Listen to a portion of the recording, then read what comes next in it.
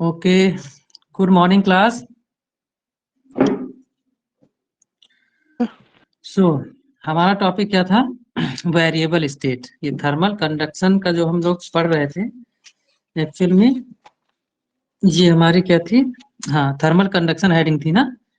ये जो है थर्मल कंडक्शन दिख रहा है यहाँ पर, इसकी दो स्टेट्स होती हैं, ठीक है। तो उन स्टेट्स के बारे में आज डिस्कस करेंगे। वो स्टेट्स कौन कौन है? ये पहली है हमारी वेरिएबल स्टेट। तो देखो एक एग्जांपल से समझो, बहुत अच्छे समझ में आ जाएगा। जैसे एक हमने क्या कहा, अगर वेरिएबल स्टेट और दूसरी हमारी स्टेडी स्टेट, इन दोनों को समझना है थर्मल कंडक्शन में। तो देखो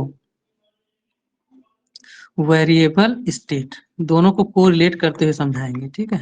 वेरिएबल स्टेट, दूसरी है स्टेडी स्टेडी स्टेट, ठीक है। इन दोनों में एक्चुअल में क्या होता है देखो।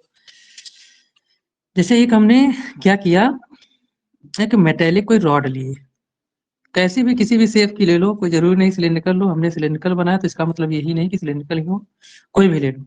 सिलिंड्रिकल हम इसलिए लेते हैं, थोड़ा क्रॉस सेक्शन दिखाते हुए बन जाता है। इसमें बहुत सारे क्रॉस सेक्शन छोटे छोटे हैं, है ना, ध्यान देना। वेरिएबल इससे जब, अच्छा, थर्मल कंडक्शन तो आपको समझ में कल आया होगा। क्या हमने बताया था कि जब हीट हम एक एंड पर देते हैं किसी भी मेटेलिक रॉड को, तो क्या करती है वो हीट ट्रांसमिट, मॉलिक्यूल्स जो होते हैं क्या करते हैं, उसमें फ्री इलेक्ट्रॉन्स होते हैं और वो इलेक्ट्रॉन हीट को क्या करते हैं, ट्रांसमिट कर देते हैं। तो ये transformation of heat is called a thermal conduction due to presence of heat. अगर हीट लगाते हैं तो हीट वो ट्रांसफॉर्मेशन जो करती है, इसी को हम लोग बोलते हैं थर्मल कंडक्शन। तो ध्यान देना, सपोज दैट हमने कल बताया था कि अगर यहाँ पर हीट हम एक इंड पर ऐसे दे रहे हैं, यहाँ से क्या कर रहे हैं, हीट दे रहे हैं, इस इंड को क्या कर रहे हैं, गर्म कर रहे हैं। तो भाई देखो ये जो रॉड होती है, ऐसा तो है नहीं ये एटमॉस्फेयर के संपर्क में नहीं, ये एटमॉस्फेयर बाहर, चारों तरफ एटमॉस्फेयर तो प्रेजेंट है ना। तो जब हम हीट एक इंड पर दे रहे होते हैं, ठीक है, जब हीट हम एक इस क्रॉस सेक्शन पर दे रहे होते हैं, तो हीट जब इसके अंदर फ्लो होना स्टार्ट करती है, मतलब ट्रांसमिट होना स्टार्ट करती है, तो कुछ हीट इस सरफेस से, कुछ हीट इस सरफेस से बाहर एटमॉस्फेयर में भी चली जाती है। इसीलिए हम अगर इसके मिड पॉइंट की बात करें तो यहाँ पर हीट मैक्सिमम होती है, बट उतनी हीट इस अगर सरफेस की बात करें और इस सरफेस की बात करें, मतलब ये जो सर्कुलर है सिलेंडर बनेगा, तो आउटर मोस्ट जो सरफेस होता है वहां पर जितनी इंटरनल पोर्शन पर हीट होगी उतनी सरफेस पर नहीं होगी। ऐसा क्यों होता है?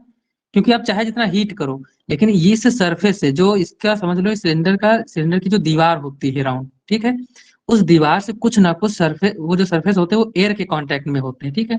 और जब एयर के कांटेक्ट में रहेंगे, इसका मतलब क्या हुआ, कुछ ना कुछ हीट हमारे एटमॉस्फेयर में भी ट्रांसमिट हो जाएगी। इस वजह से क्या होता है कि अंदर का पोर्शन जो रहता है वो ज्यादा हीट प्रेजेंट होते हैं अंदर के पोर्शन में, बट आउटर मोस्ट के जो सरफेस होते हैं, आउटर मोस्ट जो लेयर होती है इस बॉडी का, उन पर टेम्परेचर कम होता है। तो इस केस में हम ये भी कह सकते हैं कि टेम्परेचर, देखो जब हम हीट करना स्टार्ट करते हैं तो ये कह दें कि भाई टेम्परेचर इसमें वेरिएबल होता है, हर पॉइंट पर अलग अलग होगा। अगर यहाँ पर क्रॉस सेक्शन ही छोटा सा कंसीडर करते हैं तो देखो यहाँ पर टेम्परेचर या फिर हीट ज्यादा होगी, और यहाँ पर इस हीट की वजह से टेम्परेचर यहाँ पर कम होगा, यहाँ पर कम होगा। क्यों? क्योंकि ये कुछ ना कुछ एयर के कॉन्टेक्ट, एटमोस्फेयर के कॉन्टेक्ट में आ जाता है सरफेस, जिसकी वजह से हीट बाहर भी निकल जाती है। तो इस केस में जो हमारा टेम्परेचर इस पूरी रॉड में मिलेगा, भाई धीरे धीरे जब इसको हीट करोगे तो पूरी रॉड में धीरे धीरे पहुंचेगा आगे की तरफ, समय के हिसाब से बढ़ेगा धीरे धीरे। मतलब अगर इस क्रॉस सेक्शन पे देखें कि पूरा हमको टेम्परेचर एकदम बैलेंस करना है, तो ये भाई वेरिएबल में तो नहीं बैलेंस होगा कि क्यों, क्योंकि टेम्परेचर थोड़ा बहुत बाहर भी निकल जाता है।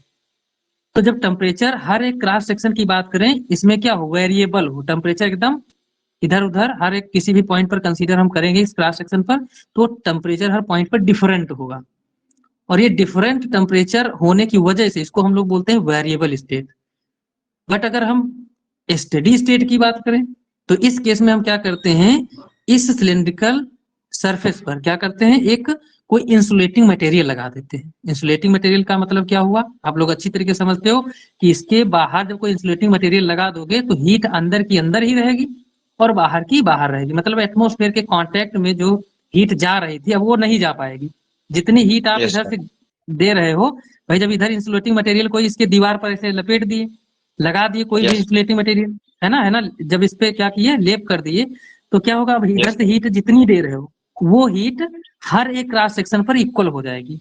अब यस आइसोथर्मल की हम बात यहाँ पर कर ले, देखो ये जो क्रॉस सेक्शन माने हो, तो इस क्रॉस सेक्शन में हर पॉइंट पर अगर हीट इक्वल हो जाए, हर पॉइंट पर हीट इक्वल हो जाए, तो उसको हम आइसोथर्मल सरफेस बोलेंगे। क्या बोलेंगे? Isothermal surface. इसका मतलब क्या होता है? इस सरफेस को, क्रॉस सेक्शन को उठा के इधर बना लो। अगर इसकी हम बात करें हो जाए एकदम हर जगह पर बराबर है, तो हम इस सरफेस को ही, इस क्रॉस सेक्शनल सरफेस को ही हम लोग बोलेंगे आइसोथर्मल सरफेस।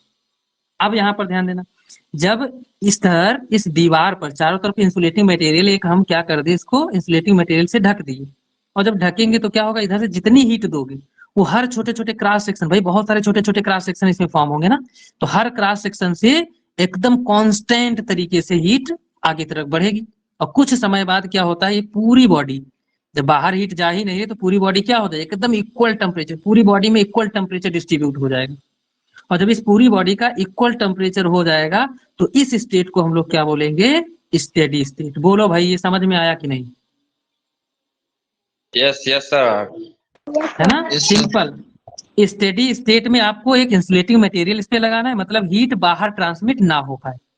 और वेरिएबल स्टेट में आप सिंपल रॉड लोगे, तो रॉड जब सिंपल लोगे तो जाहिर सी बात कुछ ना कुछ बाहर टेम्परेचर चला जाएगा, जिसकी वजह से बॉडी का जो अंदर का सरफेस होगा, यहाँ टेम्परेचर ज्यादा होगा, लेकिन बाहर का सरफेस जो होता है उसका टेम्परेचर कम होगा। तो इस स्टेट को हम लोग वेरिएबल स्टेट बोलेंगे।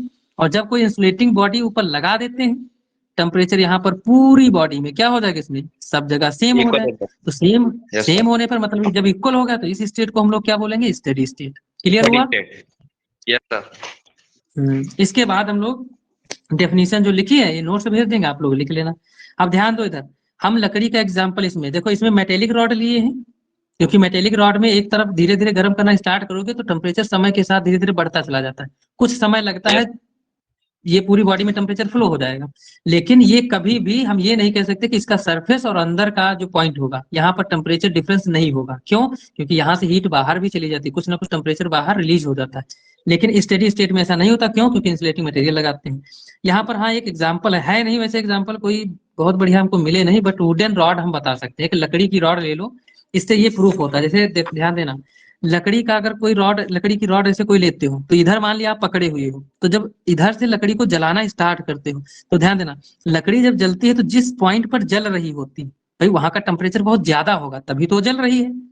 लेकिन इधर हम लोग अगर हाथ से पकड़ भी लेते हैं तो हमारी तरफ हीट बिल्कुल नहीं होती। तो इसका मतलब क्या होता है, इसमें अगर फ्लोकुलेशन ऑफ हीट देखें तो स्टेडी फ्लो होता है। हाँ ये है, कह सकते हैं कि इसका एरिया थोड़ा बहुत इसके पास वाला थोड़ा हीटेड होता है। तो 100% हम नहीं कह सकते कि स्टेडी फ्लो है, बट ये जरूर कह सकते हैं कि अगर थोड़ा डिस्टेंस ले लें, यहाँ पर हम हाथ से पकड़ लें, इसको ऐसे पकड़े हुए हैं और इस पॉइंट पर गर्म कर रहे हैं, तो लकड़ी का एक इंड जो होता है वो क्या करता है, जलना स्टार्ट कर देता है। क्यों? क्योंकि हाई टेम्परेचर की वजह से धीरे धीरे लकड़ी क्या होती है, जल रही होती है। लेकिन इधर टेम्परेचर बहुत दूरी पर जो पकड़े वहां टेम्परेचर नहीं होता। इसका मतलब क्या हुआ, इस क्रॉस सेक्शन में टेम्परेचर कांस्टेंट होगा, तभी तो ये जल रही है। बट यहाँ पर टेम्परेचर अगर इधर कहीं देखे तो यहाँ होता ही नहीं। तो एक एग्जाम्पल है, बट बहुत अच्छा एग्जाम्पल, 100% वाला हम नहीं कह सकते। इसके बाद आपका आता है टेम्परेचर ग्रेडियंट। देखो ये बहुत इंपॉर्टेंट, ये भी हेडिंग है, टेम्परेचर ग्रेडियंट एक्चुअल में होता क्या है। देखो, the rate of change of temperature with distance in the direction of flow of heat is called a temperature gradient. अच्छा एक चीज ध्यान दो, जैसे हमने कोई मेटेलिक ये रॉड ली थी अभी, है ना, टेम्परेचर अगर यहाँ से देना स्टार्ट करते हो तो ध्यान दो, अगर इस इंड पर हमने माना टेम्परेचर T1 है, और इसके लिए कंडीशन ऐसी मान लो, भाई टेम्परेचर जहां दे रहे हो वहां हमेशा ग्रेटर ही टेम्परेचर रहेगा, और इस इंड पर मानते हैं कितना, T2। जब इधर से हीट दे रहे हो, इधर से हीट दे रहे हो, तो टेम्परेचर इसका ग्रेटर होगा, और ये टेम्परेचर धीरे धीरे फ्लो होकर इस इंड पर पहुंचेगा जाके। मतलब ये T2 टेम्परेचर हमेशा T1 से लेस ही रहने वाला है, मतलब T1 हर कंडीशन में T2 से ग्रेटर होगा। तो हमने क्या कहा, पोटेंशियल सॉरी टेम्परेचर ग्रेडियंट क्या होता है, देखो इधर। अब भाई यहाँ से यहाँ तक की कुछ ना कुछ इसकी डिस्टेंस, वो हम x मान लेते हैं, कंसीडर कर लेते हैं x है, ठीक है। अगर ये x डिस्टेंस है, टेम्परेचर इस इंड का T1 है, यहाँ पर T2 है, तो जो टेम्परेचर ग्रेडियंट होता है उसको आप लोग डिफाइन कैसे करोगे, तो rate of change of temperature with distance, यानी रेट ऑफ चेंज मतलब कैसे निकालते हैं, T2 माइनस T1, या फिर सॉरी T1 ग्रेटर है ना, तो T1 माइनस T2, यानी delta T is equal to कितना हो जाएगा, T1 माइनस T2, जो टेम्परेचर का डिस्टेंस के साथ एक्चुअल में डिफरेंस आया है, ठीक है। तो उसी को हम लोग बोलेंगे, क्या बोलते हैं, temperature gradient. Simple formula, T1 minus का T2 अपॉन में x, this is called temperature gradient. मतलब जितना rate of change of temperature होगा, देखो जितनी डिस्टेंस बढ़ाओगे rate of change of temperature उतना ही क्या हो जाएगा, ये डिक्रीज करेगा। क्यों? क्योंकि एक इंड पर जहां आप गर्म कर रहे हो दूसरा इंड बहुत दूर है, तो बहुत दूर है मतलब यहाँ पर टेम्परेचर यहाँ से यहाँ तक जब फ्लो होगा तो उसको टाइम लगेगा बहुत ज्यादा। तो जितना डिफरेंस ज्यादा मतलब डिस्टेंस ज्यादा होगी T1 और T2, मतलब ये जो इंड पॉइंट्स हैं, ये इनिशियल पॉइंट है, ये फाइनल पॉइंट, डिस्टेंस जितना ज्यादा होगी, ये तो आपको पता ही चल रहा है, जितनी डिस्टेंस ज्यादा है मतलब टेम्परेचर डिफरेंस उतना ही ज्यादा हो जाएगा ये तुम्हारा। क्यों? क्योंकि यहाँ पर T1 पर समय ज्यादा लगेगा, T2 तक पहुंचने में जो हीट पहुंचेगी T2 पर उसको टाइम ज्यादा लगेगा। तो यहाँ पर यस सर। सिंपल तुम्हारा टेम्परेचर ग्रेडियंट जो होगा वो तुम्हारा क्या कहा जाएगा, the rate of change of temperature.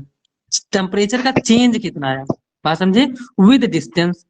और in the direction of flow, कहने का मतलब ये हुआ डायरेक्शन ऑफ फ्लो, डिस्टेंस हमेशा किधर मेजर करेंगे, अगर इधर से इधर टेम्परेचर फ्लो हो रहा तो ये डायरेक्शन कैसी होगी, टेम्परेचर की फ्लो होने की डायरेक्शन हायर टू लोअर होती है, तो उसी डायरेक्शन में हमको डिस्टेंस लेना है जिस तरफ टेम्परेचर फ्लो होगा। तो ये डेफिनेशन याद रखोगे, the rate of change of temperature with distance in the direction of flow of heat. मतलब जो rate of change of temperature आएगा विद डिस्टेंस, डिस्टेंस के हिसाब से, ठीक है, in the direction of flow, जिस तरफ जो है हीट फ्लो हो रही हो। तो this is called temperature gradient, यानी T1 माइनस T2 अपॉन में x, ये तुम्हारा फार्मूला हो जाता है टेम्परेचर ग्रेडियंट, याद रखना। तो इसको हम डेल्टा टी भी कह सकते हैं क्योंकि टेम्परेचर का ये डिफरेंस है, तो डेल्टा टी बाई एक्स भी बोल सकते हैं, या फिर बहुत स्मॉल चेंज अगर ले रहे हो तो D t by d x भी ले सकते हो। अगर छोटी सी डिस्टेंस का डिस्टेंस है तो उसके लिए dx यूज करते हैं, छोटा सा टेम्परेचर डिफरेंस है तो उसके लिए dt लिखते हैं। तो इसको हम लोग कुछ बुक्स में ऐसा भी देखने को मिलेगा, इसको dt बाई dx भी बोलते हैं। क्यों? क्योंकि this is very small small difference, temperature का ये बहुत स्मॉल डिफरेंस है, और ये dx क्या है, बहुत ही स्मॉल डिस्टेंस है उनके बीच में, ठीक है। तो ये जो होता है आपका ratio, that is called temperature gradient. इसके बाद आपकी हेडिंग आती है जो कि इससे भी ज्यादा इंपॉर्टेंट होने वाली है, थर्मल कंडक्टिविटी। अच्छा एक चीज ये समझते हो, अगर बहुत सारे बच्चों की है कैपेसिटी को मेजर करना हो, भाई सारी चीजें तो हम लोग पढ़ते हैं, लेकिन कभी ये सोचे हो अगर मान लिया किसी बच्चे की कैपेसिटी को मेजर करना है तो हम क्या कहेंगे, भाई उसकी ताकत ज्यादा है या फिर कुछ ना कुछ उसमें ज्यादा होगा ना, तभी तो उसकी कैपेसिटी ज्यादा है। या फिर ये कहते हैं कि अगर उसकी पावर को मेजर करना है तो कैसे मेजर करते हो, किसी से किसी ना किसी से बंदे से कंपेयर करते हो कि भाई उससे इसकी ताकत ज्यादा है, अकेले तो नहीं बता पाओगे कि उसकी इतनी ताकत है। तो यस एक्चुअल सर। में जब कोई कोई मटेरियल जो होता है जिसमें हमको क्या करना है, टेम्परेचर या सॉरी हीट देना है और टेम्परेचर फ्लो करना है, मतलब हीट को फ्लो करना है उसमें से, ऐसा हम कह दें, उसका टेम्परेचर कुछ ना कुछ बढ़ाना है। तो देखो थर्मल कंडक्टिविटी एक्चुअल में किसी मटेरियल की होती है कि कोई भी मटेरियल किस रेट से कितना टेम्परेचर अपने में से फ्लो कर पा रहा। अगर मैक्सिमम टेम्परेचर वो अपने में से फ्लो कर पा रहा, मतलब मैक्सिमम हीट अपने में से अच्छी तरीके से फ्लो कर पा रहा, दैट इज कॉल्ड, हम उस मटेरियल को क्या कहेंगे, वो कंडक्टिविटी उसकी जो है वो बहुत अच्छी है। क्यों? क्योंकि वो अच्छी तरीके से फ्लो कर पा रहा। तो मतलब यहाँ पर यही है, the amount of heat transmitted through a material, कि उस मटेरियल से कितनी अमाउंट ऑफ हीट फ्लो हो पा रही। तो जितना ज्यादा फ्लो होगी उसकी जो कंडक्टिविटी होगी, थर्मल कंडक्टिविटी होगी, वो उतनी ही ज्यादा होगी। और जो मटेरियल कम फ्लो कर पाएगा उसकी थर्मल कंडक्टिविटी उतनी ही कम होगी। जैसे आप एग्जांपल ले लो इसका, क्योंकि अभी जो कोफिशिएंट आएगा थर्मल कंडक्टिविटी का, उसकी वैल्यू अलग अलग होती है हर मटेरियल के। जैसे आप लकड़ी को ले लो, आप वुडन ब्लॉक कोई लेते हो, उसको एक तरफ गर्म करो तो देखो वो हीट को बहुत अच्छी तरीके कहाँ फ्लो कर पाता है। पता लगा लकड़ी अगर बहुत लंबी है तो एक तरफ जल जाएगी लेकिन दूसरी तरफ टेम्परेचर पहुंचता ही नहीं, तो वो बैड कंडक्टर हीट का हो जाता है, ठीक है। तो लकड़ी का जो थर्मल कंडक्टिविटी का कोफिशिएंट की वैल्यू जो होती है लकड़ी के लिए वो अलग होती है। लेकिन किसी अगर मटेरियल की बात कर रहे हो आप, किसी मेटल रॉड मेटेलिक रॉड की बात कर रहे हो, तो उसके लिए जो थर्मल कंडक्टिविटी का जो कोफिशिएंट होता है उसकी वैल्यू अलग होगी। क्यों? क्योंकि जो अच्छी तरीके से हीट फ्लो कर पा रहे हैं उनका थर्मल कंडक्टिविटी का जो कोफिशिएंट होगा उसकी वैल्यू उतनी ही ज्यादा होगी, और जो अच्छी तरीके से नहीं फ्लो कर पा रहे हैं उनके लिए थर्मल कंडक्टिविटी का जो कोफिशिएंट होगा उसकी वैल्यू कम होगी। तो सिंपल सी बात, कोई भी मटेरियल ले लो जो अच्छी तरीके से हीट को फ्लो कर पा रहा है तो उसकी थर्मल कंडक्टिविटी उतनी ही ज्यादा होती है। जो अच्छे से नहीं फ्लो कर पा रहा उसकी थर्मल कंडक्टिविटी उतनी ही कम होती। तो हमने डेफिनेशन लिखी है, the amount of heat transmitted through a material, कि कोई भी मटेरियल अपने से जितनी अमाउंट ऑफ हीट फ्लो कर पाता है इज कॉल्ड, उस मटेरियल के लिए क्या कही जाती है, उसकी थर्मल कंडक्टिविटी कही जाती है ऑफ अ मटेरियल। आगे डेफिनेशन ये लिखी, ठीक है। तो इसके बाद ये लिखा है हमने, ठीक है, ऑफ अ मटेरियल, उधर स्पेस नहीं बचा था तो यहाँ हमने लिख दिया। इसके बाद प्रूफ देखते हैं। तो ध्यान दो, थर्मल कंडक्टिविटी किन किन चीजों पर डिपेंड करती है, तो अच्छी तरीके से देखना। एक हमने क्यूबिकल ब्लॉक लिया है। अच्छा एक चीज ध्यान रखना, अगर क्यूब लेते हो तो सभी साइडें क्या होती हैं, इक्वल होती हैं। मतलब अगर इस सरफेस, इस क्रॉस सेक्शन की बात करें तो कैसा स्क्वायर टाइप का बनेगा ना, मतलब ऊपर भी स्क्वायर रहेगा, नीचे भी स्क्वायर रहेगा, इधर साइड में भी स्क्वायर रहेगा, ये भी स्क्वायर है, और बैक साइड में भी स्क्वायर फॉर्म करेगा। क्यों? क्योंकि ये कैसा ब्लॉक है, एक क्यूबिकल ब्लॉक लिए। क्यूबिकल ब्लॉक में ध्यान देना, ये इसका क्रॉस सेक्शन इधर का है जिसका टेम्परेचर कितना है, T1 है, और यहाँ से हीट जो हम दे रहे हैं वो कितनी है, Q है। और ये कौन सा सरफेस है, हॉट फेस, मतलब ये फेस की बात करें तो बहुत ही गर्म फेस है। इसका क्रॉस सेक्शनल एरिया हमने माना है कैपिटल A, और इस साइड की बात करें, अगर हम यहाँ से इस सरफेस से इस फेस की डिस्टेंस जो माने वो कितनी है, x है। यहाँ पर टेम्परेचर दूसरा फेस जो इसी के जस्ट पैरेलल है, ये कौन है, T2 इसका टेम्परेचर, और यहाँ से जितनी हीट फ्लो किए थे वही हीट यहाँ से भी पास करे। क्यों? क्योंकि ये हम वो स्टेट मार रहे हैं जो हमने सेकेंड में पढ़ा था, क्या, स्टेडी स्टेट, क्योंकि पहला वेरिएबल था, दूसरा स्टेडी स्टेट। ये वो स्टेट हम कंसीडर कर रहे हैं जो कि स्टेडी स्टेट है हीट की, ठीक है। तो यहाँ पर टेम्परेचर T2 है, यहाँ पर T1 है। जितनी आप एनर्जी इधर से दोगे, जितनी मतलब हीट दोगे, उतनी ही हीट यहाँ से पास होगी। तो ये कोल्ड फेस है, मान लेते हैं यहाँ पर Q है, यहाँ से हीट निकल रही है, कितनी, Q ही हीट निकल रही टोटल। लेकिन पहले हम कंसीडर करेंगे ये सरफेसेस कैसे हैं, आइसोलेटेड सरफेसेस हैं। आइसोलेटेड मतलब आइसोथर्मल समझ लो। आइसोथर्मल जो हमने बताया था, आइसोथर्मल की बात इसलिए करें क्योंकि पीछे हम बता चुके, आइसोथर्मल सरफेस है। क्यों? क्योंकि यहाँ पर हर इस सरफेस पर कहीं भी कोई पॉइंट आप कंसीडर करो, वहां पर टेम्परेचर सेम है, कहीं भी टेम्परेचर इस सरफेस पर डिफरेंट नहीं है। हाँ ये है, डिस्टेंस के अकॉर्डिंग टेम्परेचर कम ज्यादा है। क्यों? क्योंकि यहाँ पर टेम्परेचर ज्यादा होगा, इस क्रॉस सेक्शन पर टेम्परेचर कम होगा। हमने यहाँ पर दिखाया है T1 is greater than T2, ये मान के हम चले हैं, कंसीडरिंग किए हैं, ठीक है। इसके बाद ध्यान देना, अगली बात आती है, in steady state the amount of heat Q flows from hot to cold. In steady state कहने का मतलब, स्टेडी स्टेट आप अच्छी तरीके से समझ चुके हो, अगर हीट फ्लो करती है तो ये किन किन चीजों पर डिपेंड करती है, हमको ये याद रखना है। तो पहले ध्यान देना, हीट जो फ्लो हो रही होती है वो क्रॉस सेक्शन, जो क्रॉस सेक्शनल एरिया होता है उसके डायरेक्टली प्रोपोर्शनल होता है। जितना ज्यादा क्रॉस सेक्शनल एरिया बढ़ाओगे, इसमें से हीट उतनी ज्यादा पास कर पाओगे। फिर यहाँ पर दूसरा है बी वाला, जो हीट है, जो हीट यहाँ से दे रहे हो वो टेम्परेचर डिफरेंस के डायरेक्टली प्रोपोर्शनल होता है। बिल्कुल सही बात है, जितना ज्यादा हीट दोगे, इसको अपोजिट थोड़ा समझना, जितना ज्यादा हीट दोगे टेम्परेचर डिफरेंस उतना ही ज्यादा बढ़ेगा। भाई यहाँ से अगर 40 डिग्री सेंटीग्रेड टेम्परेचर देना स्टार्ट किए और इस पॉइंट पर मान लेते हैं 20 डिग्री सेंटीग्रेड पहुंच गया, तो अगर यहाँ 60 करते हो, यहाँ 20, तो डिफरेंस ज्यादा नहीं होता। सिंपल सी बात है, एक इंड पर टेम्परेचर जितना ज्यादा बढ़ाओगे और यहाँ पर उतना ही मतलब कुछ समय बाद पहुंच जाएगा। तो जो डिफरेंस निकालोगे, जितना ज्यादा टेम्परेचर बढ़ाओगे डिफरेंस उतना ही ज्यादा आएगा। तो ये जितनी हीट प्रोड्यूस करोगे, जितना हीट इसको दोगे, उतना ही टेम्परेचर डिफरेंस भी आएगा। फिर यहाँ ध्यान देना, हीट जो एक्चुअल में यहाँ से फ्लो हो रही होती है, दूसरे एंड तक जाने में कुछ ना कुछ समय लगती है। मतलब अगर हीट यहाँ से यहाँ तक की हम कुछ बात करें कि हीट यहाँ से यहाँ तक कितनी पहुंच गई, या फिर इनका डिफरेंस कितना आया, तो भाई डिफरेंस कुछ समय लगा होगा। तो टाइम के डायरेक्टली प्रोपोर्शनल होता है क्या, हीट, मतलब टाइम के हिसाब से हीट बढ़ रही होगी। क्यों? क्योंकि यहाँ से जब आप गर्म कर रहे हो तो कुछ समय बीतेगा तो टेम्परेचर इसका बढ़ेगा नहीं, क्योंकि आप तो लगातार हीट देते चले जा रहे हो। तो after some time heat is always increased with time.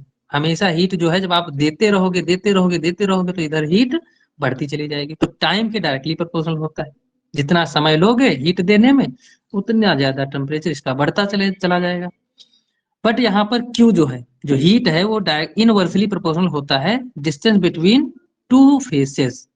बिल्कुल सही बात है, अगर टेम्परेचर यहाँ पर तुम दे रहे हो तो जितना ज्यादा डिस्टेंस होगी, तो इस एंड पर पहुंचने में, जब भाई डिस्टेंस ज्यादा है तो दूसरे एंड तक पहुंचने में टाइम ज्यादा लगेगा। इसका मतलब कहने का ये हुआ कि डिस्टेंस के हिसाब से जो हीट होती है वो कम होती चली जाती है। क्यों? क्योंकि आप कोई भी ब्लॉक ये लिए हो, अब इसको एक तरफ गर्म कियो, अब यहाँ पर जो टच कर रहे हो, कह रहे हो कि यहाँ पर कितनी हीट है, तो वो हीट कितनी कम हो जाए, क्यों? क्योंकि ये डिस्टेंस बहुत ज्यादा है। आप लकड़ी का एग्जांपल लो, एक तरफ गर्म करते हो जलने लगती है, लेकिन दूसरी तरफ पकड़े रहते हो, हाथ नहीं जलता है। क्यों? क्योंकि उधर का टेम्परेचर बहुत कम, क्योंकि डिस्टेंस ज्यादा है, तो डिस्टेंस के इनवर्सली प्रोपोर्शनल हीट होती है। इसके बाद डिपेंड्स अपॉन, ध्यान देना, जो हीट होती है वो किस पर, heat depends on the nature of the material. बिल्कुल सही बात है, कोई भी सब्सटेंस आप ले रहे हो, उस मटेरियल, वो मटेरियल बना किसका है, उसका नेचर कैसा है, वो अच्छी हीट फ्लो कर पा रहा है या नहीं कर पा रहा है, इन सब चीजों पर क्या हीट जो है वो डिपेंड करती है। तो मतलब मटेरियल का जैसा नेचर होगा उस तरीके से हीट उससे आप फ्लो कर पाओगे। अब इन सारे पॉइंट्स को अगर याद रखोगे तो इसके बाद इनको मिला देना है एक साथ। तो क्यू, इन सभी चीजों को एलएचएस जो है वो एक साथ, मतलब क्यू सब में था, क्यू इधर रख लिए, सबको मिला दी, मिलाओगे तो ये रिलेशनशिप आपको मिलेगी, ए T1 minus T2 small T upon में एक्स। अब यहाँ पर प्रोपोर्शनैलिटी साइन सब लोग जानते हो, जब हटाते हो तो एक कांस्टेंट आता है, दैट इज के, और इस कांस्टेंट को ही हम लोग कोफिशिएंट ऑफ थर्मल कंडक्टिविटी बोलेंगे। तो ये जो कोफिशिएंट ऑफ थर्मल कंडक्टिविटी है, ये हमने लिखा है के। हमने इसी के बारे में अभी पिछली बात में चर्चा की थी, क्या कि जितनी ज्यादा इसकी वैल्यू होगी, देखो thermal coefficient of thermal conductivity की जितनी ज्यादा वैल्यू होगी, देखो हीट उतनी ही बढ़ रही कि नहीं, ये डायरेक्टली प्रोपोर्शनल आ गया। मतलब अदर मटेरियल के लिए, अगर कोई भी मटेरियल आप अलग अलग ले रहे हो, तो उनके लिए जो thermal coefficient of thermal conductivity मतलब के की वैल्यू जो होती है वो डिफरेंट होती है। जैसे आपको हम बता रहे हैं यहाँ पर, देखो ये बुक में दिखा दें, समझ में आ जाएगा। जैसे सिल्वर है, तो सिल्वर के लिए देखो हीट कितनी है, थर्मल कंडक्टिविटी की जो कोफिशिएंट ऑफ थर्मल कंडक्टिविटी मतलब के की वैल्यू 406 है, कॉपर के लिए 385 है, एल्युमिनियम के लिए 205 है, ब्रास के लिए 109 है, स्टील के लिए 50.2 है, लेड के लिए 34.7 है, मरकरी के लिए 8 पॉइंट इतना। नॉन मेटल्स तो जानते हो जिनमें इलेक्ट्रिसिटी कंडक्ट नहीं करती, तो नॉन मेटल्स के लिए भी, जैसे देखो वुड, लकड़ी की कितनी होती है 0.12 से 0.04, बहुत कम होती है। तो ये सब के की वैल्यूज हैं अदर मटेरियल्स के लिए। ध्यान रखना गैसेस के लिए भी, उसमें भी हीट जो है इसकी कोफिशिएंट थर्मल कंडक्टिविटी जो के की वैल्यू होती है, तो कुछ गैसेस के लिए भी होती है, और गैसें ये आपकी दी है, कुछ 3 गैसेस हैं, एयर है, एयर मतलब हवा, और आर्गन और हाइड्रोजन, ये 3 गैसों के लिए के की वैल्यू दी है। तो ये अलग अलग मटेरियल के लिए हमेशा अलग अलग डिफरेंट होती है, ठीक है। बोलो भाई यहाँ तक क्लियर हुआ कि नहीं? कोई बच्चा बोलेगा? सर ठीक ठीक है, इसके बाद समझो। Okay okay, thank you. इसके बाद देखो, इसी फार्मूले में ध्यान देना क्या करना है। अगर मान लें, कंसीडर कर लें, ये जो क्यूबिकल ब्लॉक आप कंसीडर किए थे, तो उसका हर एक फेस कैसा स्क्वायर टाइप का बनेगा। तो जो हम T1 टेम्परेचर यहाँ कंसीडर किए हैं, स्क्वायर फॉर्म करेगा, क्यों? अगर एरिया निकालते हैं तो क्या होता है, साइड स्क्वायर ना। अगर हम कंसीडर कर लें T1 जहां पर टेम्परेचर कंसीडर किए थे, वहां पर जो क्रॉस सेक्शन का एरिया है उसका 1 मीटर स्क्वायर है, और टेम्परेचर डिफरेंस मतलब T1 और T2 का जो डिफरेंस है वो कितना है, 1 केल्विन है। ये सब एसआई सिस्टम में है। और टाइम कितना लगा, एक केल्विन का टेम्परेचर डिफरेंस लाने के लिए कितना टाइम लगा, 1 सेकंड लगा। और डिस्टेंस उनके बीच की, दोनों सरफेस के बीच की डिस्टेंस कितनी है, 1 मीटर। तो जो आपकी हीट होती है वो कोफिशिएंट ऑफ थर्मल कंडक्टिविटी के बराबर हो जाती है। मतलब ये समझ लो कोफिशिएंट ऑफ थर्मल कंडक्टिविटी की एक डेफिनेशन है। अब इसी चीज को जो जो आप यहाँ कंसीडर किए हो वो यहाँ पर लिख देना है, लिखा है।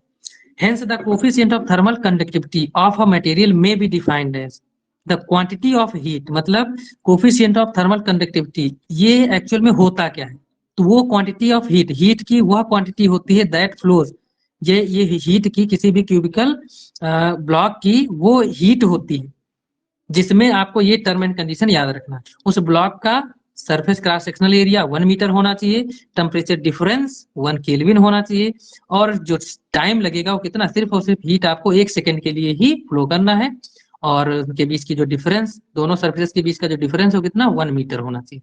अगर ये टेम्परेचर और ये सारी मतलब जितनी भी कंडीशन है ये अगर फॉलो करते हो, तो जो आपको हीट मिलेगी that is called coefficient of thermal conductivity. ये के की वैल्यू आ जाए, क्यों? क्योंकि यही हीट के बराबर होगी, यही हमने लिखा है, ठीक है। इसके बाद नोट करके एक पॉइंट आपका है, if the area of cross section not uniform, बिल्कुल सही बात यहाँ पर है। देखो एरिया ऑफ क्रॉस सेक्शन का मतलब नॉट यूनिफॉर्म का मतलब क्या होता है, भाई जैसे कोई क्रॉस सेक्शन एरिया ले रहे हो, अभी हमने सिलेंड्रिकल शेप का लिया तो भाई उसमें क्रॉस सेक्शन का एरिया चलो ठीक है, शेप एकदम सिलेंड्रिकल है, अच्छी बात है। लेकिन कुछ ऐसे भी ब्लॉक्स होंगे जिनका कोई शेप फिक्स ही ना हो, उल्टे सीधे इधर उधर अलग अलग तरीके के बने हो। जैसे हमने कहा एक पत्थर ही ले लो, अब पत्थर टाइप का, जैसे वो स्टोन होता है तो स्टोन जैसे लाइक मेटल समझो उसको, तो स्टोन कैसा होता है, डिफरेंट शेप के अलग अलग होते हैं। तो उस टाइप का अगर कोई मेटल ले लो तो उसके लिए हम ये कह सकते हैं कि उसका जो क्रॉस सेक्शन का एरिया हर पॉइंट पर होगा वो क्या होगा, डिफरेंट होगा, यूनिफॉर्म नहीं होगा। तो इस केस में हम ये भी कह सकते हैं नॉट इन स्टडी, तो टेम्परेचर भी क्या होगा, स्टडी नहीं होगा। क्यों? क्योंकि हर पॉइंट पर क्रॉस सेक्शन अगर उस पत्थर को या फिर उस मेटल के पार्टिकल जो जो भी पत्थर टाइप का लिए हो उसको अगर कट करोगे तो हर जगह पर क्रॉस सेक्शन अलग अलग होगा। तो इस केस में आपको अगर rate of flow of heat निकालना हो तो उसके लिए फार्मूला ये होता है, क्या, ध्यान देना, जब क्रॉस सेक्शन यूनिफॉर्म ना हो, ध्यान देना ये जो हमने लिखा है इस बात को अच्छी तरह दिमाग में डाल लेना, अगर क्रॉस सेक्शन का एरिया यूनिफॉर्म ना हो उस केस में rate of flow of heat, अगर हीट उस क्रॉस सेक्शन से फ्लो हो रही है तो उसको कैसे फाइंड करते हैं, H equal to dq upon dt, मतलब rate of flow of heat with time, rate of flow of heat with time. तो उस समय जो हमको rate of flow of heat मिलेगी वो कितनी हीट फ्लो कर रहे हो समय के हिसाब से निकालना रहेगा। सर एक बार तो ये कर दीजिए। हाँ हाँ बोलो, ध्यान देना, जैसे क्रॉस सेक्शनल एरिया हमने क्या क्या कहा, ये आप क्यूबिकल ले रहे थे तो यहाँ पर cross section area square type का बन रहा है, ये तो यूनिफॉर्म है, यहाँ तो फिक्स है, आप जानते हो कि स्क्वायर टाइप का है। लेकिन अगर यही किसी डिफरेंट ज्योमेट्री का ले ले, इधर क्रॉस सेक्शन एरिया फिक्स नहीं है, यूनिफॉर्म ना हो, यूनिफॉर्म का मतलब समझ पा रहे हो सभी लोग, यस सर। है ना, यूनिफॉर्म, अगर क्रॉस सेक्शन यूनिफॉर्म ना हो उस केस में उस क्रॉस सेक्शन से हीट कितनी, मतलब किस रेट से फ्लो हो रही है उसको आप इस फार्मूले से फाइंड करोगे। क्या, ध्यान देना, एच को हम लोग हीट करंट भी बोलते हैं, चाहे rate of flow of heat बोलो या फिर हीट करंट भी बोलो, इसको एच से डिनोट करते, हीट करंट बोलो चाहे rate of flow of heat बोलो। अभी आगे डिफाइन कर देंगे क्या होता है, अभी और भी है डेरिवेशन।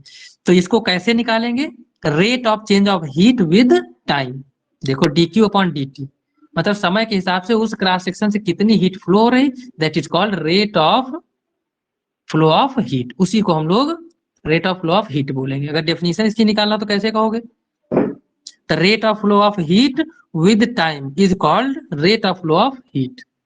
बोलो भाई, क्लियर हुआ, याद Yes, कर sir. लोगे सभी लोग, ओके Yes, sir. ओके।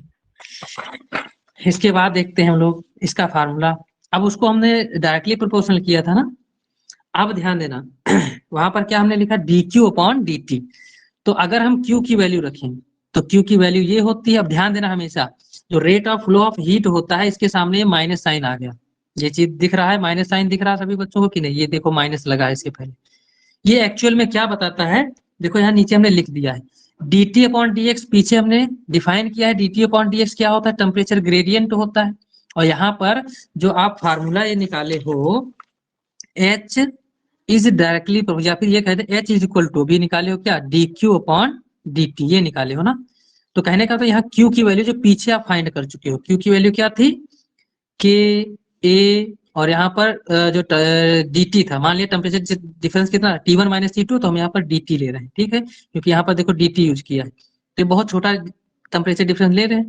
और इसके अपॉन में क्या था, x था, और यहाँ पर t विद टाइम। तो ये ध्यान देना, जब टाइम बहुत स्मॉलेस्ट होगा तो भाई dq अपॉन dt, ये q की वैल्यू जब यहाँ रखोगे तो ये भी dt क्या है, बहुत छोटा होगा, तो dt dt से कैंसिल हो, क्यों, क्योंकि h इक्वल टू ऐसे रखोगे d अपॉन dt, और q की वैल्यू कितनी है, k a dt अपॉन में x, और बगल में ये dt भी रहेगा यहाँ पर, है ना, तो dt dt से कट जाएगा, तो बचा कितना, सिर्फ h equal to k a dt upon ये dx रहेगा, सॉरी ये dx, क्योंकि स्मॉल है, अगर चेंज स्मॉल ले रहे हो टेम्परेचर का तो डिस्टेंस भी बहुत स्मॉल होगी। तो ये फार्मूला यहाँ से आया है आपका, ये हमने लिखा है minus K A D T upon D X. आपका D T upon D X क्या है, पीछे पढ़ चुके हो, टेम्परेचर ग्रेडियंट कहा जाता है। और माइनस साइन जो आपका इसमें है वो क्या इंडिकेशन कर रहा है, मतलब क्या इंडिकेट कर रहा है, the direction of d t by d x is opposite to the flow of heat, जिस तरफ हीट फ्लो हो रही है d T upon D x, जैसे हम लोग विस्कोसिटी में पढ़े थे ना, विस्कोसिटी में जो ईटा के पहले साइन आता था कैसा, निगेटिव, तो निगेटिव एक्चुअल में क्या, जो विस्कस फोर्स होता है जस्ट अपोजिट होता है, किधर, जिधर लेयर वाटर की फ्लो हो रही थी। सेम वैसे ही इसमें जो टेम्परेचर ग्रेडियंट होता है वो जस्ट अपोजिट लिया जाता है, किसके, जिस तरफ हीट फ्लो हो रही है। अगर हीट ऐसे जा रही है तो टेम्परेचर ग्रेडियंट की डायरेक्शन जस्ट अपोजिट होती है। इसलिए नेगेटिव साइन जो आपका यहाँ पर लगा है वो सिर्फ और सिर्फ the direction of dt by dx is opposite to the flow of heat. हमेशा जो टेम्परेचर ग्रेडियंट होता है उसकी डायरेक्शन जिस तरफ हीट फ्लो हो रही होती है उसके जस्ट अपोजिट होती है। बोलो भाई, क्लियर हो गया कि नहीं? Yes sir. ओके, इसके बाद हम लोग जो करते हैं वो क्या, यूनिट एंड डायमेंशन फाइंड करते हैं। अगर हमको के की कोफिशिएंट ऑफ क्या निकाले थे, ये 15 है, 12, 13, हाँ इधर ये जो कोफिशिएंट ऑफ थर्मल कंडक्टिविटी के था, इसकी हमको क्या पता करना है, यूनिट। तो ध्यान दो इधर, यूनिट एंड डायमेंशन, तो उसी फार्मूले को हमने अरेंज कर लिया। अब के को अरेंजमेंट करके भाई यहाँ पर फार्मूला क्या आया था, हमने बताया क्या फार्मूला था, Q इज इक्वल टू के A D T into T upon में कितना था x। अगर हमको k की वैल्यू निकालना हो तो क्या करेंगे, Q x अपॉन में a डी टी और ये small t is equal to कितना आएगा Q। ये फार्मूला बनेगा आपका। तो यही हमने यहाँ पर किया है, dt को चेंज दिखाया थोड़ा ज्यादा है तो इसलिए t1 माइनस t2 ही लिखा। उसी फार्मूले को अरेंज किए हैं, बस k की वैल्यू निकाले। अब इसी में वैल्यूज हमको यूनिट सारी पुट कर दो तो पता चल जाएगा। देखो जो हीट होती है उसकी जूल होती है, डिस्टेंस है मीटर में मेजर करेंगे, ये साइज यूनिट है, और एरिया है तो मीटर स्क्वायर हो जाएगा, टेम्परेचर है तो केल्विन मेजर करेंगे, और ये टाइम है तो उसके लिए सेकेंड यूज करेंगे। बोलो भाई, ये सारी यूनिट समझ में आ रही जो हमने पुट की हैं, सबकी यूनिट रख दी। हीट है जूल, मीटर, डिस्टेंस है, और ये एरिया अगर निकालते हो मीटर स्क्वायर हो जाएगा, टेम्परेचर डिफरेंस के लिए केल्विन यूज करते हैं, और अगर टाइम है तो उसके लिए सेकेंड। तो ध्यान देना, जूल पर सेकेंड को वाट भी बोलते हैं, जूल पर सेकेंड को वाट भी बोलते हैं। क्यों? क्योंकि यही हमारी पावर की भी यूनिट होती है। क्यों? पता है ना, P is equal to W upon T होता है, तो जूल वर्क की हो जाएगी, सेकेंड को हम लोग वाट भी बोलते हैं। इसके बाद इसको सॉल्व कर लो तो देखो मीटर स्क्वायर, ये मीटर कट जाएगा, तो joule per metre kelvin second, metre second kelvin ऐसे लिख दिए, या फिर ये कह दो जूल पर सेकेंड जो है उसको हम वाट भी बोल सकते हैं, तो वाट अपॉन मीटर केल्विन भी बोल सकते हो। ध्यान देना, जूल पर सेकेंड ये अपॉन में रहेगा ना, तो उसकी जगह पर हम वाट भी लिख सकते हैं, तो वाट पर मीटर केल्विन, के का मतलब केल्विन है, यहाँ पर इनके बीच शायद डैश लगा लो थोड़ा सा ताकि पता चले, यहाँ भी डैश ही रहेगा। जूल पर सेकेंड को वाट पुट कर दिए। अब सीजीएस यूनिट अगर निकालेंगे तो सीजीएस यूनिट आपको जो एनर्जी होती है, जो हीट होगी उसकी कैलोरी हो जाएगी अपॉन में, मीटर जो है उसको सेकेंड में, जो सॉरी मीटर जो है उसको सेंटीमीटर में, सेकेंड में ही रहता है, कि जो टेम्परेचर उसको डिग्री सेंटीग्रेड में। तो ये आपकी जो यूनिट आएगी वो किसमें हो जाएगी, सीजीएस यूनिट हो जाएगी। क्या इतनी यूनिट्स क्लियर हुई आप लोगों को? बोलो भाई, कर लोगे? Yes sir. ओके। अच्छा, डायमेंशनल फार्मूला तो अच्छी तरीके से सबको निकालना आता है भाई। यहाँ पर जो यूनिट थी सबकी, जो ये फार्मूला था इसमें सबकी डायमेंशन फार्मूला यूज कर, सबका डायमेंशन, सबकी डायमेंशन रख दो। तो जो हीट होती है उसकी क्या भाई, जूल होती है, जूल को ml स्क्वायर T-2 लिखते हैं। डिस्टेंस है तो इसके लिए L यूज करते हैं, एरिया है तो L स्क्वायर हो जाएगा, टेम्परेचर है तो K हो जाएगा, केल्विन को K में लिखते हैं, ठीक है। इसका डायमेंशनल सिंबल K ही लिखा जाता है। फिर यहाँ पर टेम्परेचर है तो कैपिटल T लिख देते हैं। अब इसको सॉल्व करो, देखो L स्क्वायर जाएगा कट, तो जो बचा सिर्फ m ऊपर बचा, और ये t की पावर -2 है, यहाँ पर t की पावर 1 है, वो भी प्लस की, ये ऊपर जाएगी तो माइनस की हो जाएगी, तो t की पावर कितनी, -3 हो जाएगी। l यहाँ एक बार बचा तो l भी लिखा है, k को ऊपर ले जाओगे तो k इनवर्स हो जाएगा। तो ये आपके अगर k की डायमेंशनल फार्मूला k का पूछता है तो ये आपका फाइनल रिजल्ट यहाँ पर है, ml t-3 k इनवर्स। ये आपका फाइनल के का डायमेंशनल फार्मूला आ जाएगा। इसके बाद सभी बच्चे अच्छी तरीके से समझते हैं भाई, सारी डिस्कशन तो हम कर लिए, लेकिन हीट, कुछ बच्चों को इसमें भी डाउट होगा, हीट कई तरीके से फ्लो होती है, लेकिन कई तरीके से फ्लोकुलेशन मतलब हीट अगर ट्रांसफॉर्मेशन हो रहा, हीट का ट्रांसफॉर्मेशन हो रहा है तो कितने तरीके से मैक्सिमम वो ट्रांसफॉर्म कर सकती है, मतलब हीट फ्लो हो सकती है। तो उसकी कुछ कुछ टाइप्स हैं, उनके कुछ मोड्स हैं, तो वो भी हम लोग डिस्कस कर लेते हैं। देखो मोड में पहला आपका आ जाता है कंडक्शन। शुरुआत से डेरिवेशन बहुत सारे किए, ये टॉपिक थोड़ा पीछे रह गए थे तो आप हम कह रहे थे इसको भी डिस्कस कर लेते हैं। देखो कंडक्शन में क्या होता है, ये आपके में सिर्फ और सिर्फ सिलेबस में रिकैप्चुलेशन है, ठीक है, सिंपल सा इसकी डेफिनेशन पढ़ना है। तो देखो क्या होता है conduction, the transfer of heat, the transfer of heat from one substance to another due to direct contact. मतलब अगर कोई भी बॉडी आपस में कॉन्टैक्ट में रख दो, ध्यान देना, दो कोई मेटेलिक ब्लॉक ले, जैसे पेन है, इसको मेटेलिक सिलेंडर ही मानो, दूसरा ऐसे इसके टच में रख दे, तो हीट क्या होती है, इससे पास होकर दूसरे में जाना स्टार्ट कर देती है। लेकिन कब, जब ये पास में कांटेक्ट में रखे हैं। बात समझे, कोई भी दो चीजें हैं, कोई भी मेटल्स हैं, मेटेलिक रॉड्स हैं, उनको अगर कांटेक्ट में रखते हो तब जो हीट का ट्रांसफॉर्मेशन होता है, दैट इज कॉल्ड कंडक्शन। बोलो भाई क्लियर हुआ कंडक्शन क्या होता है?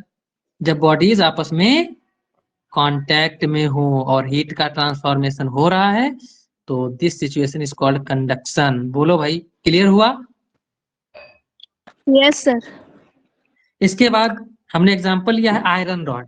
भाई कोई भी आयरन रॉड है, दो आपस में ले लो कटी हुई है और उनको एकदम पास में ऐसे टच करके जोड़ के ऐसे क्या करो, रख दो और एक तरफ हीट देना स्टार्ट करो। तो अगर फर्स्ट रॉड पूरी गर्म होती है, खूब हीट हो जाती है, तो दूसरी जब टच में रखोगे थोड़ी देर बाद वो उसमें भी हीट जाना स्टार्ट कर देती है।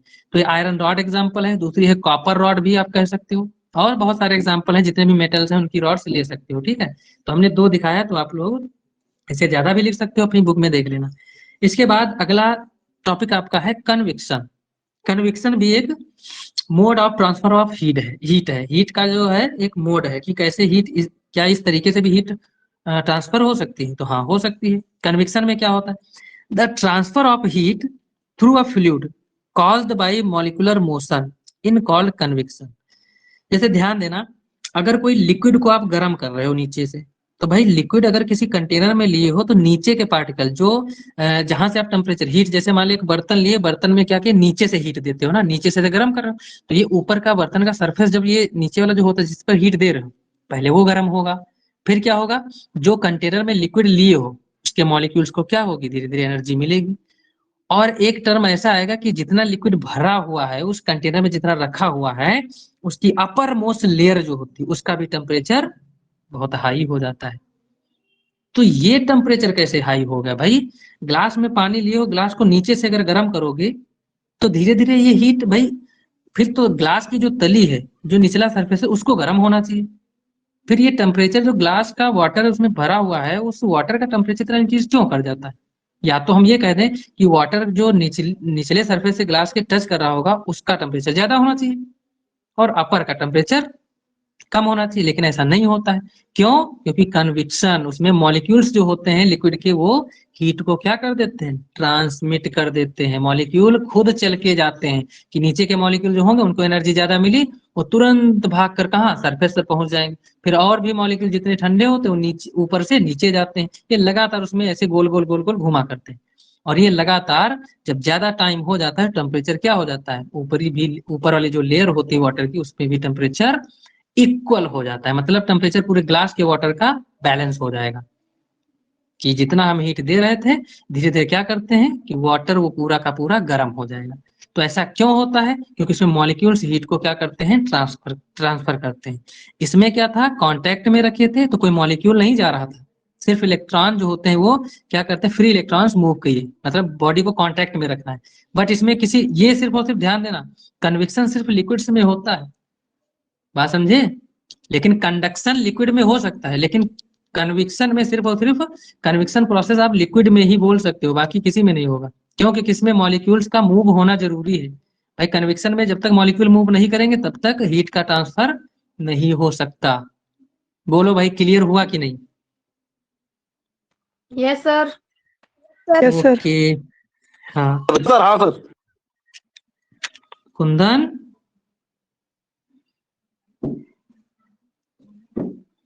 श्वेता रावत। हाँ सर यस बताओ। सर। अच्छा कुंदन, हमको लगा कि सुन नहीं रहे हो इसीलिए हम आवाज दे दिए। सर अच्छा, तो इसके बाद एग्जाम्पल आपके दिए हैं कन्विक्शन के, कौन कौन है देखो, बहुत अच्छे से एग्जाम्पल है, याद कर लेना। कन्विक्शन में कौन, जैसे बॉइलिंग ऑफ वाटर, वाटर को क्या करते हो, जब बॉइल करते हो तो टेम्परेचर धीरे धीरे क्या होता है, वाटर का बढ़ जाता है। Air conditioner. अगर एसी घर में लगा तो एयर कंडीशनर छोड़ो, आप फ्रिज ही ले लो, फ्रिज नहीं एसी समझो, एसी बहुत अच्छा एग्जांपल है। भाई क्या करते हो, एयर मॉलिक्यूल्स हमारे रूम में क्या होते हैं, पहले से प्रेजेंट होते हैं, और जब एसी लगाते हो तो थोड़ी देर बाद देखो टेम्परेचर क्या हो जाता है रूम का, कम होता चला जाता है, मतलब वो ठंडा होता चला जाता है रूम एकदम, थोड़ी देर बाद देखेंगे तो क्या हो जाएगा, एकदम ठंडा हो जाता है। तो ये कैसे होता है, क्योंकि एयर मॉलिक्यूल्स क्या करते हैं, हीट को ट्रांसफर कर रहे होते हैं। और यही होता है कन्विक्शन प्रोसेस में, कन्विक्शन में आपको मॉलिक्यूल्स का ट्रांसफॉर्मेशन पढ़ना ही है, कि मॉलिक्यूल जब तक नहीं ट्रांसमिट एनर्जी को करेंगे, हीट को करेंगे, तब तक हम कन्विक्शन प्रोसेस नहीं बोल सकते। इसमें मॉलिक्यूल्स का चलना लाजमी होता है। ठीक है, तो दो एग्जांपल, बॉइलिंग और air conditioner. Boiling water, water को गर्म करो, आप चाय को भी गर्म कर सकते हो, इसकी कोई दिक्कत नहीं, आप जो भी लेना चाहो वो ले लेना। ठीक है, तो यहाँ तक आप लोगों का क्लियर हो गया। आगे जो है कल Yes, चर्चा sir. करेंगे। ठीक है, Yes, नोट्स sir. अच्छी तरह से रहना। ओके बच्चों, Yes, Yes, sir. sir. Yes bye bye, class leave करते हैं। Thank Thank you you, sir. sir. Thank you, sir. Bye, thank sir. You बच्चा, Sir, bye. बाय बच्चा, bye bye bye bye bye बच्चा, Sir, bye. Bye बच्चा।